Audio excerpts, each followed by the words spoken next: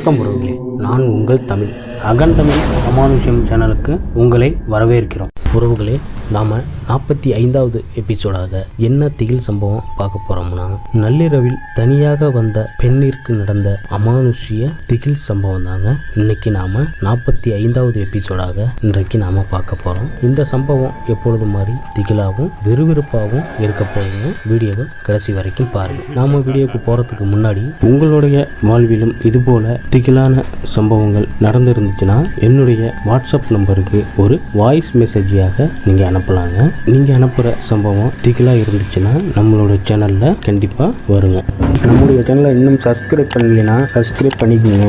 Bell பட்டனை அழுத்தி ஆள் கொடுங்க. அப்போ தான் நான் போடக்கூடிய வீடியோ நோட்டிஃபிகேஷனாக உங்களுக்கு வரும்.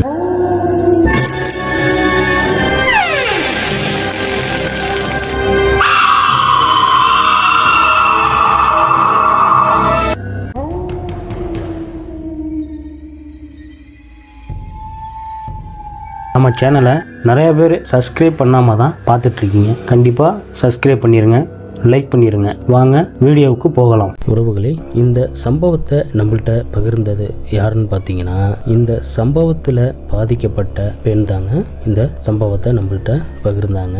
அவங்களுடைய பெயர் கொஞ்சம் மாற்றி தாங்க சொல்கிறேன். அவங்களுடைய பெயர் கீதாங்கிற மாதிரி நாம் சொல்லிக்கலாங்க. கீதாவை பற்றி சொல்லணும்னா, கீதாவுக்கு அம்மா அப்பா 2 பேருமே இருக்கிறாங்க. அண்ணன் தம்பி எல்லாருமே இருக்கிறாங்க. அப்படி இருக்கும் பொழுது எல்லாருமே வேலைக்கு போவாங்க. இவங்க கீதா என்ன பண்ணுறாங்கன்னு பார்த்தீங்கன்னா, டிகிரி வரையும் முடிச்சுட்டு நம்ம ஏன் இதுக்கு வீட்டில் இருக்கணும்ங்கிற மாதிரி அவங்க நினச்சிட்டு அவங்க கிராமத்து கொஞ்சம் தூரத்தில் உள்ள ஒரு ஜவுளி கடையில் வேலை பார்த்துட்டு இருக்காங்க. ஒரு சில காரணத்தினால அந்த ஊர் பெயரும் சொல்ல முடியல. கீதா என்ன பண்ணுவாங்கன்னு பார்த்தீங்கன்னா, காலையில் 9 மணிக்கு போனால் இரவு 10 மணிக்கு தாங்க வீட்டுக்கு வருவாங்க. பஸ் ஸ்டாப்லேருந்து அவங்க எப்படி இருந்தாலும் ஒரு 1/2 கிலோமீட்டர் நடந்து தாங்க வரணும் வீட்டுக்கு.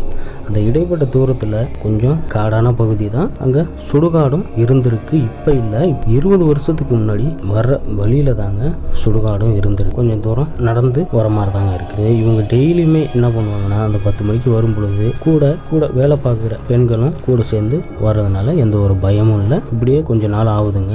அன்னைக்கு பார்த்தீங்கன்னா அதே மாதிரி காலையில் வேலைக்கு போகிறாங்க. இரவு வேலை முடிஞ்சோடனே பஸ்ஸில் ஏறி வந்து அந்த பஸ் ஸ்டாப்பில் இறங்குறாங்க.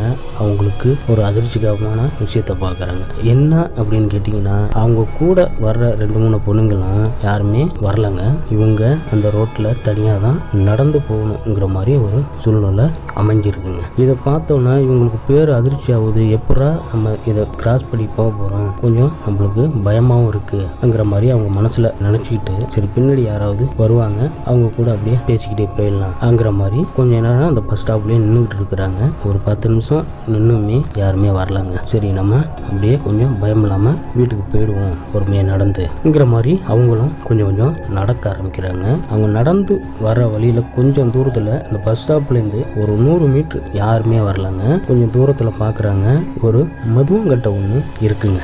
அந்த மதுவங்கட்டை எப்பொழுதுமே அந்த மருவங்கட்டெல்லாம் கிராஸ் பண்ணி தான் போவாங்க. அப்படியே நடந்து வந்துட்டு இருக்கும்போது அந்த மதுவங்கட்டையில் அங்கே ஒரு நபர் உட்காந்துருக்குறாங்க. இவங்களுக்கு கொஞ்சம் நிம்மதியாகுதுங்க. ஏன்னா எப்படி இருந்தாலும் நம்ம ஊர் ஆளாக தான் உட்காந்துருக்குறாங்கங்கிற மாதிரி அவங்க நினச்சிக்கிட்டு அந்த மதுவாங்கட்டையை நெருங்க அவங்களுக்கு பேர் அதிர்ச்சி ஆகுதுங்க.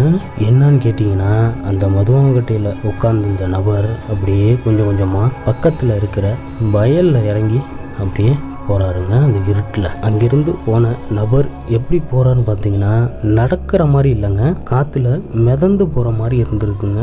அதை பார்த்தோன்னே கீதாவுக்கு ரொம்ப இதய துடிப்புலாம் அதிகமாகுதுங்க. பயத்தில் என்னடா பண்றதுன்னு தெரியாம அங்கேயும் போக முடியாம, மதுவங்கட்டையை தாண்டி அங்கேயும் போக முடியாம ஒரு மாதிரி பயத்திலேயே அப்படியே பொறுமையா வந்துகிட்டு இருக்காங்க.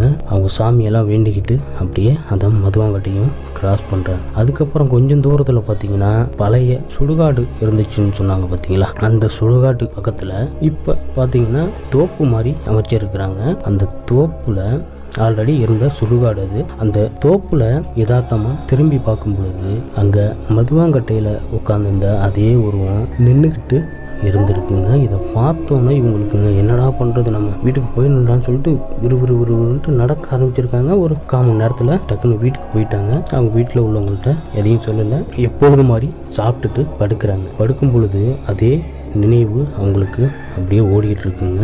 அவங்கள அறியாமையே அப்படியே கீதாவும் நல்லாவே தூங்கிட்டாங்க. காலையில் அவங்க அம்மா வந்து எழுப்பியிருக்கிறாங்க. இன்னும் நீ வேலைக்கு போகலையா? சரி, எழுப்பியிருக்கிறாங்க. அப்போ தாங்க அவங்களும் முழிச்சிருக்கிறாங்க. படுக்கையிலேருந்து ஏந்திரிச்சு அப்படியே ஒரு மாதிரி உட்காந்துருக்குறாங்க. இவங்க அம்மாவும் என்ன கீதா நீ போகலையா, என்ன இப்படி உட்காந்துருக்காங்கன்னு எந்த ஒரு பதிலும் சொல்லாமல் பயங்கரமாக வீட்டுக்குள்ளே உட்காந்துக்கிட்டு சிரிக்க ஆரம்பிச்சிருக்கிறாங்க. அந்த மாதிரி இருந்தோன்னே அவங்க அம்மா வந்து என்ன இப்படி சிரிக்கிற, என்ன ஏந்திரிச்சு இப்போதான் ஏந்திரிச்சு உட்காந்துக்கிட்டு பயங்கரமாக நீ பட்டிக்க சிரிச்சுட்டு உட்காந்துருக்கங்கிற மாதிரி கேட்டுட்டு அவங்க அம்மாவும் மற்ற வேலையெல்லாம் பார்த்துட்டு இருக்கும் பொழுது அந்த இடத்த விட்டு கீதா ஏந்திரிக்கவே இல்லைங்க. அப்படியே தாங்க ஒரு அரை மணி நேரமாக அங்கேயே தாங்க உட்காந்துருக்குறாங்க. இதை பார்த்த அவங்க அம்மா என்ன மறுபடியும் என்ன நீ அங்கேயே தான் உட்காந்துருக்க, ஏன் ஏந்திரிச்சு நீ கிளம்பலையா? பயங்கரமாக சிரிச்சிருக்கிறாங்க. செவுத்த பாட்டு அவங்க குட்டிக்கு பேசணுன்னு அவங்க அம்மாவுக்கு கொஞ்சம் பயம் வந்துருக்குங்க.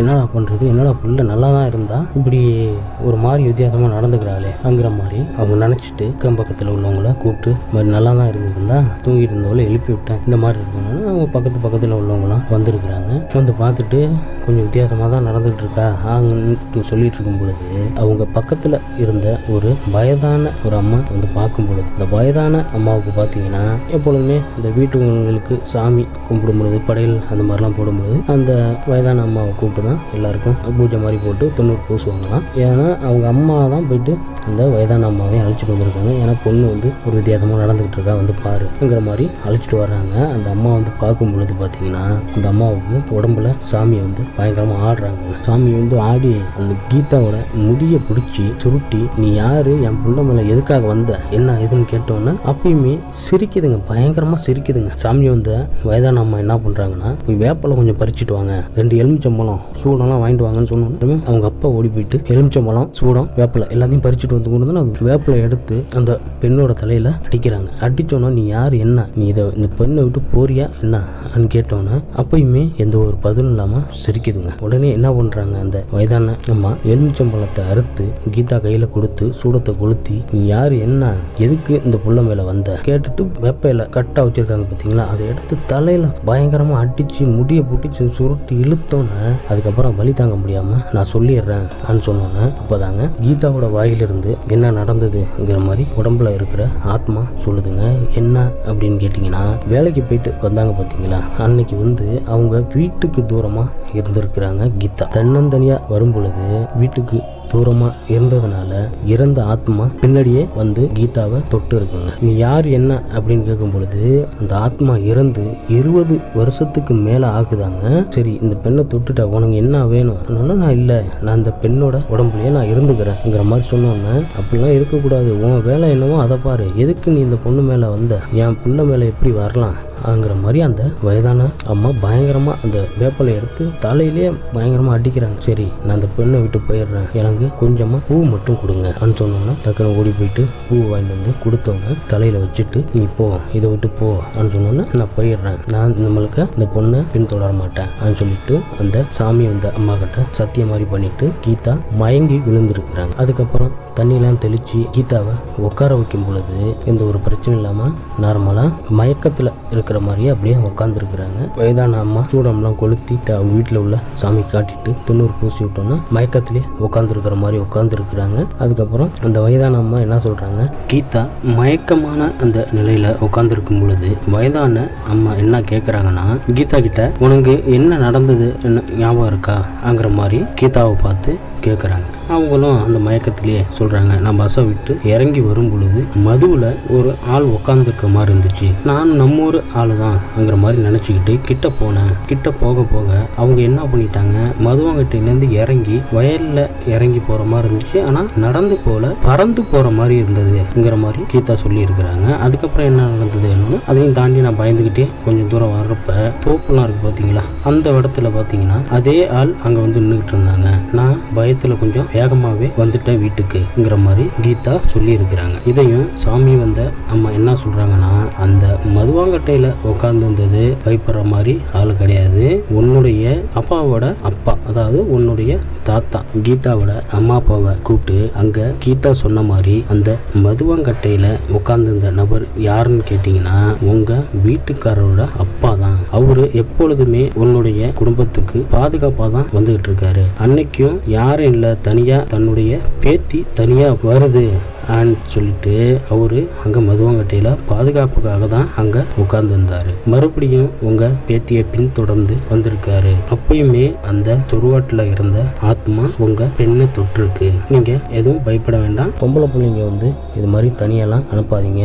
கொஞ்சம் பொழுது சாஞ்சோன்னே அந்த பொண்ணு வீட்டுக்கு தூரமாக இருக்கும் பொழுது பஸ்ஸை விட்டு வரும்போது ஒரு ஆள் போயிட்டு கூட துணைக்கு போயிட்டு அழைச்சிட்டு வாங்க. இந்த மாதிரிலாம் தனியாக விட்டிங்கன்னா என்ன பண்ணுறது? இது கொஞ்சம் பெரிய விஷயமா ஆகாமல் இருந்ததுனால இந்த பெண்ணுக்கு எந்த ஒரு பிரச்சனையும் இல்லாமல் இருந்துச்சு. இது உள்ளுக்குள்ளேயே இருந்துச்சுன்னா காலங்காலமாக இந்த பெண்ணுக்கு பெரிய பிரச்சனையாக இருக்கும். அதனால இந்த மாதிரி ஒரு நாளில் போயிட்டு கூட துணைக்கு அழைச்சிட்டு வாங்க. அவங்க அம்மா கிட்டையும் அப்பா கிட்டையும் சொல்லிட்டு போயிருக்கிறாங்க. அதுக்கப்புறம் அந்த பெண்ணு பார்த்தீங்கன்னா அந்த ஒரு நாள் நைட்லேயே பார்த்தீங்கன்னா நல்லா கொஞ்சம் பாடியான உடம்புல தான் இருந்திருக்கிறாங்க. இந்த சம்பவத்துக்கு அப்புறம் ஒரு 2-3 நாள்லயே உடம்புலாம் அப்படியே மெலிஞ்சு போயிருக்கிறாங்க. அதாவது அவங்க இருந்ததோட பாதி அளவுக்கு தாங்க ஆயிருக்கிறாங்க. அதுக்கப்புறம் நார்மலாக ஆயிட்டாங்க. எப்பொழுதும் மாதிரி அதே அவங்க வேலை பார்க்குற கடைக்கு தாங்க போயிட்டு இருக்காங்க. இப்பெல்லாம் எங்கள் அம்மாவோ எங்கள் அப்பாவோ யாராவது பஸ் ஸ்டாண்டில் நிற்பாங்க. எனக்கு கூட துணைக்கு அழைச்சிட்டு வந்துடுறாங்க இப்பெல்லாம்ங்கிற மாதிரி நம்மள்கிட்ட சொல்லி முடிச்சாங்க. அவங்களுக்கு ஒரு நன்றியை சொல்லிக்கலாங்க. இது போல உங்களுடைய வாழ்விலும் திகிலான அமானுஷ்ய சம்பவங்கள் ஏதாவது நடந்துருந்துச்சுன்னா